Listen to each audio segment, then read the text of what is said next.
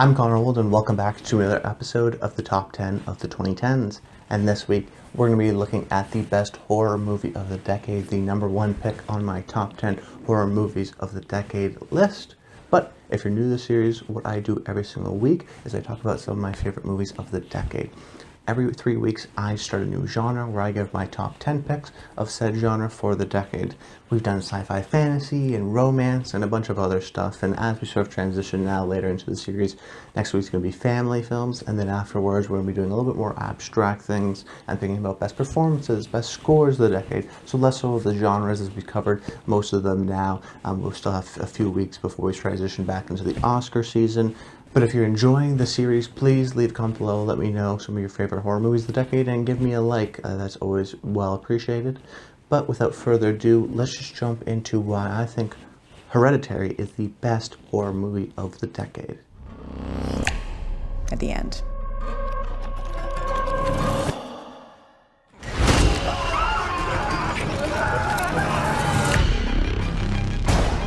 I don't like this. Dad, I don't like this. What's happening? Peter! Don't you ever raise your voice at me! I am your mother! Please stop! Mom, what's happening? Make it stop! Make it stop! I just don't want to put any more stress on my family. A movie that has haunted me for multiple nights since I saw it 2 years ago, released just 2 years ago from one of my favorite up-and-coming directors, Ari Aster, who also did Midsommar, which was a favorite of mine last year. He's a director who I'm very anticipated to see what he does next because of the ability and the strengths off of this film, some of his short films, and of course Midsommar. The movie is a movie that is drenched in sorrow and in grief. And it's a movie that is scary, yes, but has so much more within it. It's really a movie I hate because it works so well. Whenever I watch it, I go, why did I just rewatch this? Why did I see it again? Yet there's still something that is compelling to me, something that I think about long after, that long-lasting impact that great cinema is able to do. And of course, the horror genre often does, but the most successful horror genres can be the most successful in staying with you afterwards. Now, the movie is about it's about a family who recently lost a grandmother of the family, and their grieving process and their ability to cope, and how that sort of transitions into hysteria later on, and the different ways that people cope, and that can maybe turn into the supernatural. I don't want to spoil the movie, of course, because about 30 minutes in, there's a sort of a divergence. You think it's one movie at one point, and then it diverges, and it's something else. And then within the last 15 minutes, I'd say there's even something else. There's another sort of tonal shift. There's something that's also sort of off the wall. And that's an element I appreciate about the movie, was that it has the element of not being sure where you're going to go next, where the story's going to take you, and that you're in control and in the total hands of a master, someone who knows what the film wants to be in and where it wants to go. But of course, aided by incredible cinematography and production design, often instead of doing traditional coverage and long takes, building in great sort of lighting and darkness to build a strong atmosphere, and keeping these longer wide takes to really amplify and stretch out the tension and suspense by keeping things in the background that you're maybe not sure are supposed to be there, and you think there's something and you're trying to get a faint thing, but then just when you think it's about something, they'll cut away. But I talked about last week that the great horror movies and the horror movies that I connect to, my number 2 pick, my number 3 pick, are movies that are scary. They're very scary. They're successful at that, but they're also interested in larger themes, interested in more almost dramas than anything else, and are not just interested in having a crazy sort of scary monster. Get Out, of course, about race relations. It Follows, you could read multiple different ways, but about sort of the modern day sex culture. And those movies are hard to do. It's easy for people to have a horror movie that's just scary, that is just like a roller coaster ride, that just gives you the thrills and then a little bit of a break and then another thrill and then another thrill and then it's over. These films are hard to do because you have to sort of develop characters, because you have to be you have to communicate themes well and have to work well sometimes within these genre trappings oftentimes relying on the supernatural or the otherworldly, which sometimes can take people out of it. So whereas other films maybe will rely on these sort of traditional stereotypes, like the high school jock, and why those slasher movies are successful is because you don't have to really set up those characters. You just want to see them eventually get killed in a gruesome way, and that's the appeal of that sort of slasher subgenre within horror. But I think ultimately the horror movies that stick with me are these horror movies which have a little bit more to say, which are interested still in developing more characters. And I used to say, I remember I wasn't into horror movies, I was into good movies. So I'd watch something like The Shining or The Thing, and yes, they're horror movies, and yes, they're scary, but they're so much more than that, and that's why I appreciated them. Now, I think over this development and watching a lot of these horror movies for this list, I've started to appreciate more and more of these different types of horror movies. Yet, there's still the ones that connect me are the ones that are made by, whether it be auteurs or really just a director with a central vision that's interested in developing unique, interesting characters, but then within the prism, through the lens of the horror genre. And the large theme here, of course, I mentioned at the top of the show, being grief or sorrow, this sort of long-lasting way of how people cope with it, and how this sort of vulnerable state you are in when you're in a state of grief, this sort of fogginess that is communicated within the film, actually works very well within the horror genre. That if you're able to essentially create this overarching atmosphere of grief and of sadness and just of real sort of pain, therefore you can allow sort of extremities to come into the place where people will reach to anything just to feel better. And you know, the son goes to sort of weed and then sort of social isolation, and the mother goes to these meetings and also sort of literizes it in her miniatures. So there's different ways in that sense, and I think that it actually is a great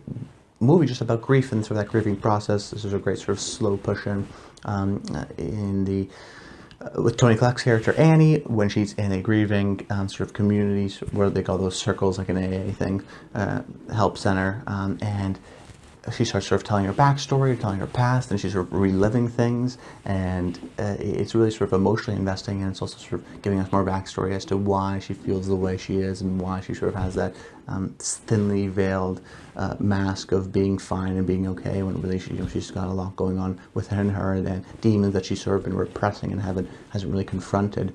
And I think if you take those scenes out of these scary scenes of the movie, they would just work well, say a family drama like Manchester by the Sea. But, you know, I think that this movie works because it's not just a movie about grief, that it's also a scary movie. It has both those elements. It does build this atmosphere of the creepiness and the unsettling factors of the film, yet I don't deny the fact that there are still these interesting characters that you don't necessarily care about, but you care more about learning more about them and care about their sort of state of well-being. And I think the film is only helped with expressing those themes through the performance of Toni Collette, who was giving an all-time best here and a really great performance of this decade. And really, especially in horror movie performances, in a class of her own. She is someone who, while the character is very well written and interesting because it's someone who's going through this grieving process, yet has a lot of these demons that she has to battle, and has sort of been repressing them and trying to figure out the new path of her life, and sort of has gone one way, but hasn't really sort of been true to herself, and maybe has had moments of happiness, but still sort of had these long-lasting impacts she hasn't been able to focus.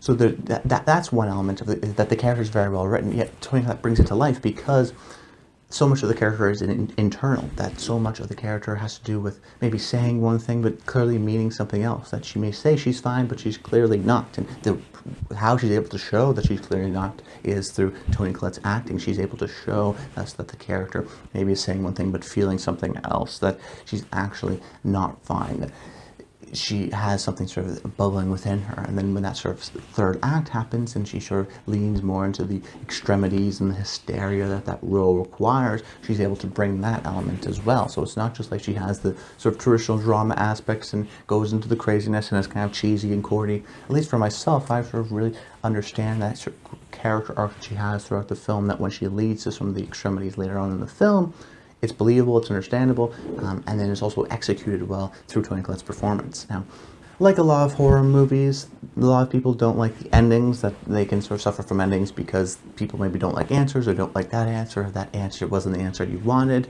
At least for me, these sort of tonal shift in the 15 minutes was jarring, yes, but I think well worth it and actually worked, that I still bought into it, that I still enjoyed it, and I thought it was actually a very worthy payoff, that there's so much dread and pain and sort of stasis, so that when there is some sort of action and rapid and intense and hysterical kind of action, there is a sort of emotional payoff and a sort of get out of your seat, like, what's happened? Like, this is kind of crazy. There's also some really smart sequences that sort of that last 15 minutes, if it were, say, just a short film, would lose its context, that it needs to be a feature because of the past that sort of explains and that build-up, that the 15 minutes at the end work because of how sort of hysterical it can be, yet that's because the other rest of the film was sort of more reserved, disconnected and sort of standoffish in terms of its cinematography, in terms of its lighting, in just terms of the characters' emotions, that we don't really understand everything, that we're always sort of maybe a half step behind, or just so there's a wall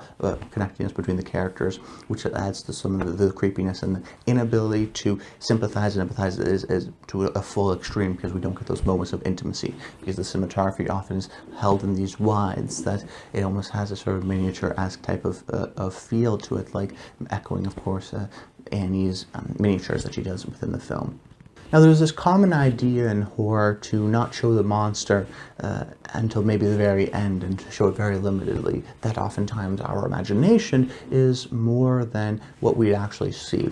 That for something like Jaws, you don't want to see the shark too much because the fear of the shark is greater than this sort of mechanical shark that you'd see. It's kind of cheesy and whatnot. But there's other people within the horror sort of genre that has pushed back against that, or just does a different type of that, where it's the philosophy of, say, Sam Raimi or Eli Roth, this idea that actually I can show you something worse than you can actually imagine. I'm going to show you all the guts and all the gore and this sort of insane, ultra-violent kind of a movie. Yet, what I think Ari Aster is able to do is create something that is a theme that is horrific, sort of literalizing and visualizing the unthinkable, that you may think something is horrible, oh my god, I can't believe that happened to them. If you hear something, or you say you read the news, we read the news every day, and we hear terrible things that have happened to people, and there's still that sort of distance that, you could imagine, oh, that'd be so terrible, what would I do in these sort of hypothetical situations, but that hypothetical is not almost great enough, at least what I think Ari Aster is trying to say, that if you were to say, actually see this, that what if the worst thing happened to you happened, then what, is kind of the movies I've seen with Midsommar, and especially with Hereditary, of how will people cope, how will people react, how will people sort of truth sort of be revealed, and their sort of veil sort of front that they've been putting on slowly crumbles because they have to sort of confront their inner self. All these different elements where it starts with this sort of central theme of literalizing, visualizing the unthinkable, the unspeakable, and accentuating that and really analyzing it in terms of the thematic element, but really employing some of those scary tactics. And the film is, like I said, has these larger themes of grief and whatnot, which I connect to personally, just as a sort of a appreciator of film, but also has these scary moments that it is, in my opinion, just as scary as something like The Conjuring, that it has these great set pieces that are around sort of just the building the tension and the dread and the suspense and just the uneasiness. And the film is paced in that sort of way. It's a slow burn, yes. I think the 15 minutes at the end are very well worth it. And I think it's a movie that is a complete encapsulation of at least what I would want a horror movie to be. A movie that, and what I want really all movies to be, is something to actually greatly impact you and to affect you later on. And I know a lot of people don't watch horror movies because of that reason, because they don't want, they say, why would you sort of subject yourself to that element? But all I say is I think you're missing out on a great film. You're missing out on a great genre with a bunch of great films, as demonstrated within this episode, that you'll actually learn more about yourself and understand a different type of cinema by venturing down into those places and allowing yourself to be scared. It's like you have all these food options, the same way in movies you have all these genre options, but by eliminating, say, some of your food options or eliminating some of your genre options, you're missing out on a whole world of endless sort of possibilities and interesting things that you're sort of restricting yourself from. And as a moviegoer myself, I really want to explore all these different types of genres, and this one is not only a great representation of the horror genre because of how it sort of scares you and lingers with you and haunts you for multiple days afterwards, and even still today, it's also just a great movie because because at the end of the day, I want a movie to stick with me. I don't want a movie to forget it. I want a movie to impact me and sort of a visual impact on my life for the rest of my life, hopefully. And that's the sort of emotional impact I'm seeking when watching movies. And Hereditary is a prime example of one that totally was able to do that for me. And I couldn't thank it anymore.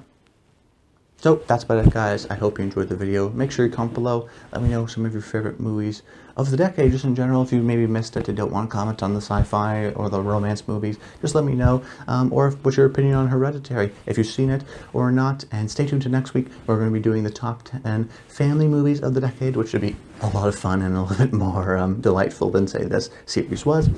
But that's about it. Until next time, stay tuned.